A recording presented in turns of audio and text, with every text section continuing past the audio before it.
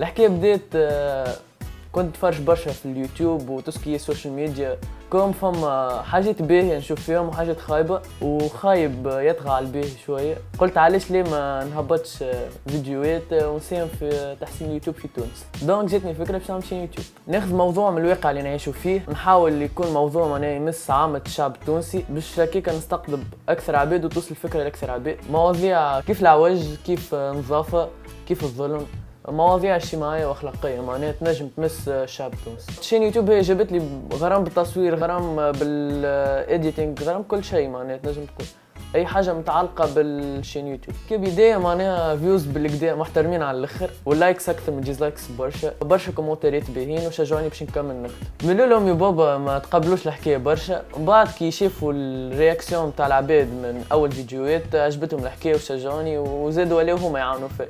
بديت ماتريال بسيط على الاخر، بشويه بشويه نتطور. الماتريال مش كل شيء، خاطر ماتريال عادي تنجم تعمل حاجه كبيره، وهذا اللي صار معايا وهاني وصلت 10,000 ابوني. هذاك علاش نقول للشباب اعملوا الحاجه اللي تحبوا عليها، ازموا، ما تستناوش حاجه تحب تعملها اعملها. اي حاجه تعملها في حياتك خليها اكسبيريونس، كلكو سوا خايبه ولا باهيه، خاطر نجم من نهار اخر تنفع.